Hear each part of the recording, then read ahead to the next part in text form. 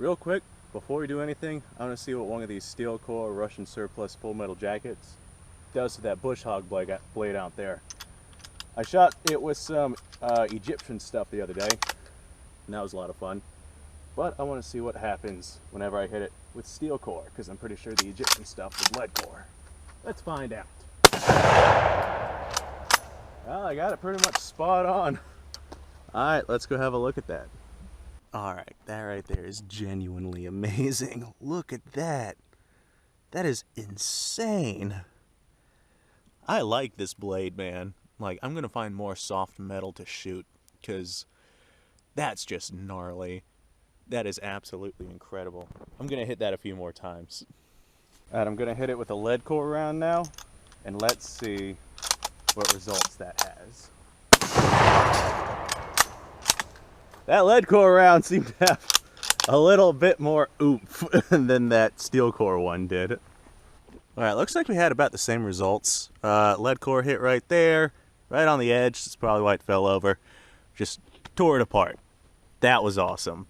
That really was fantastic. I should have shot this thing way before I did this. It's probably soft, like normally blades like this are really hard steel, but this one's been heated up and cooled down and heated up and cooled down so many times. I used to use it for blacksmithing work. It's obviously a lot softer than it's supposed to be. But man, that is awesome. That is really cool. Hello there, people on the internet. How's everyone doing today? I'm doing all right. Thanks for asking. Recently my heater broke, so I blew it up, and my father gave me this one, which is the one he was using, and it broke in the same exact way that my old one broke. The fan stopped working in it, and it really sucks. Hopefully we don't get, the cold weather that we've been having here in Florida. This might take a little while to upload. It might be like summer by the time I finally upload this, but this one broke just like the last one did. They are basically the same style of heater, so I'm basically just going to destroy them in the same style. Today I'm out here with my M44. If you haven't caught on to that already, I'm just going to shoot the hell out of this thing. Actually, kind of what I want to do is I want to set this in front of that soft steel target back there, and we're going to hit this and see what sort of damage the bullet does once it hits the steel. We're going to see if some tumbling went on, or if anything. Well, we're just going to see. Before I say anything else, let's go ahead and shoot this thing. Alright, I got it sitting out there in front of our steel target. Hopefully we'll see something cool. I think that we'll see something cool, and hopefully that steel target won't just fall over. Only time will tell. Ah, there goes the steel target.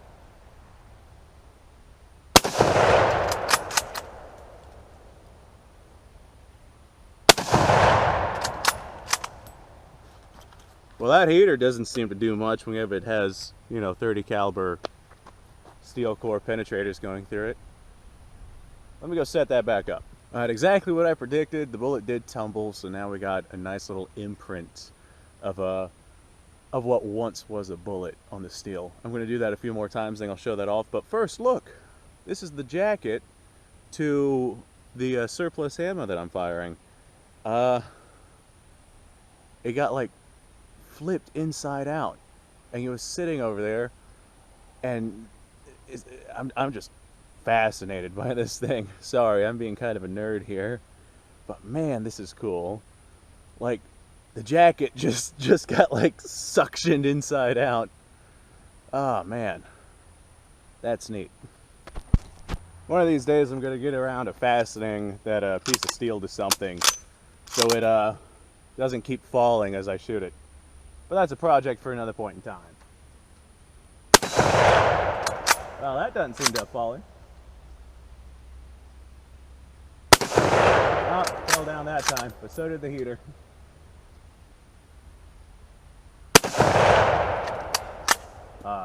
That heater's just in the perfect position. Let me stick another round through that. Its top is facing me, so this is going to go right down the center. All right, let's go check that out real quick. Alright, this one right here is probably what made this thing fall over. But this right here, you can definitely see how the bullet was sideways right there whenever it smacked in there. And that is really cool. We also have, I'm not sure what happened here, but that wasn't there earlier. So, I don't know. Maybe it was there. I'm just an idiot. But if there's one thing I can say about this heater, it's that it doesn't work anymore. That is a guarantee at this point. Alright, let's just set that right there and keep shooting it. Actually, I'm going to go ahead and hit the steel, like right up there. We're going to go ahead and turn this a little sideways, just so I don't risk getting any ricochets back at me. Look at all the bullet casings all over the ground here. Glad I used steel case ammo. This stuff rusts away before too terribly long. I see some brass in there. I'll go through and I'll pick up all the brass, but the steel I'm not concerned about. I got an empty propane tank. I'm gonna go ahead and set this on top of the heater because we have so much free space right there. I use these pretty often, so a lot of times I'll just have these empty tanks and I'll take them out here and I'll shoot them just because they make decent targets. One of these days I'll go around to shooting one of these while full. I'll have to have like a fire or something next to it so it ignites, and I think that'll make a really cool video. But that's later down the road. This is right now. Alright, real quick, check this out. I think that this is an old 223 case. It might be a 7.62 by 39, but I'm not certain. I run a lot of steel case stuff out here because it just rusts away into nothing. This is a good example of that. This is really just fascinating at how fast this is rusting away. Like, I don't know. I just find it really, really neat. Anyway, moving on. Yeah, if you have any steel case ammo laying around, make sure that you keep it dry because that stuff rusts real quick. Alright, here we go. Got 3 rounds loaded in this. Let's just see what happens. Oh, there goes that.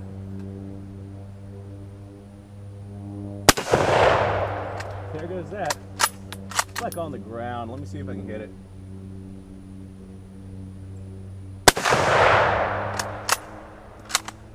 I think I missed. I think I missed that one. Alright, let me go have a look at that. If it's interesting, I'll bring y'all along. This propane tank has seen better days, too. Definitely hit it. Well, let's hit it again. Do any of you guys out there watch Forgotten Weapons? I watch them all the time. Ian McCullum. Actually, I watch him on pretty much a daily basis. He goes through and he talks about a lot of really fascinating mechanical stuff and firearms development, etc., etc. If you haven't checked him out, go ahead and check him out. But that's not really what I'm getting at. A few years ago, he made a video talking about how bolt-action rifles are obsolete compared to semi and fully automatics. I understand a lot of what he was talking about, and I agree with a lot of it. There's people out there that just love bolt-action systems so much, and they would definitely prefer it over a semi-automatic. In a combat situation, I'm not one of those kind of guys, but on the range, I love a bolt-action rifle. But he was talking about how bolt-action rifles are completely obsolete compared to everything else, especially if you're firing one that only has a 5 or 10 round magazine. Yeah, I completely understand where he's coming from with that. However, one area where bolt-action rifles completely overshadow semi-automatics, the one factor that would make these guys not obsolete is suppressors. Normally firing a suppressed weapon, if it's semi-automatic, you have the clanky noise of the gun cycling, and that alone, although not nearly as loud as the actual bullet firing, that alone can be pretty noisy. I just wanted to put my 2 cents out there because I watched the video again the other day and I was thinking about this from the past. If you're firing a suppressed bolt-action rifle, then you don't have that loud cycling of the gun. You can just cycle it by hand, and depending on how smooth your action is, I'm sure it can be pretty damn silent. Or you could not cycle it, pull off one shot, and just have it suppressed and basically dead silence. that right there is basically the one field where I would say bolt actions have over semi-automatics. If you're looking for complete, well, it's never going to be complete silence, but if you're looking to get as quiet as possible. Anyway, this M44 is not as quiet as possible. Quite the opposite, in fact. Yeah, fuck that thing.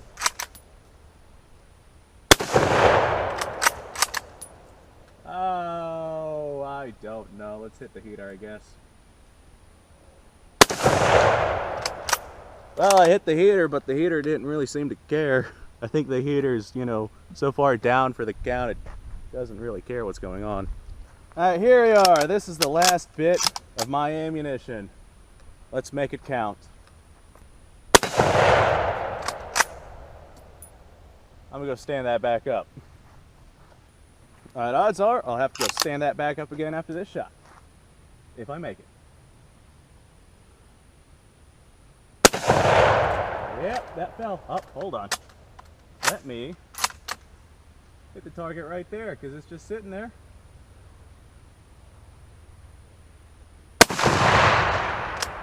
I think I hit it.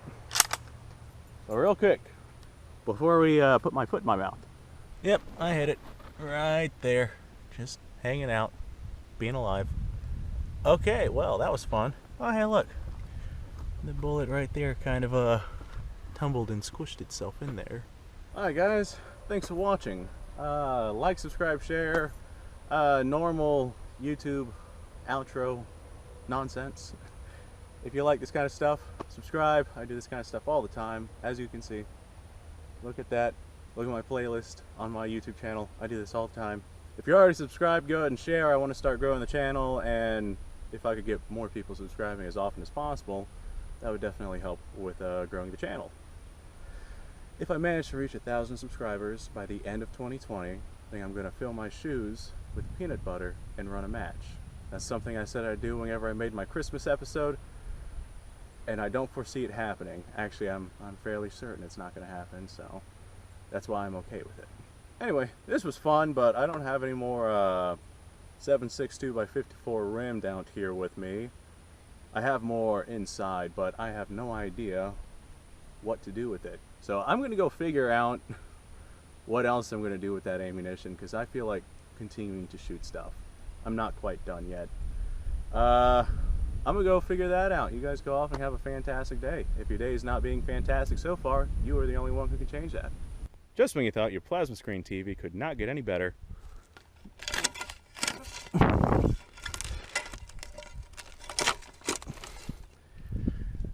Now you know you can use it to hold your kitchenware.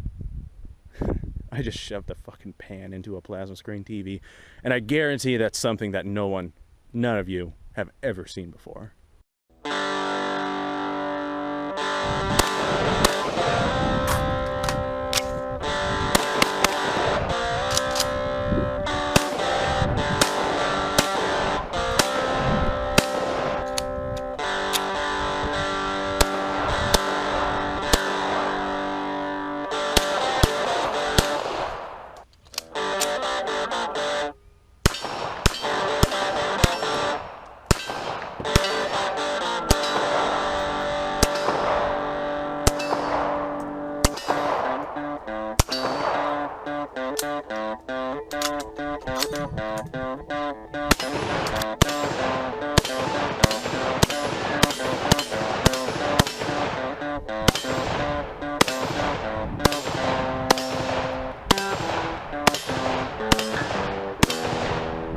Been a little while since I've done this.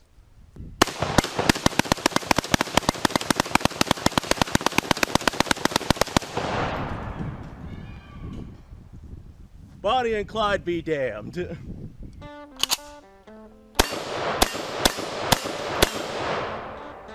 Poor man's Garrett.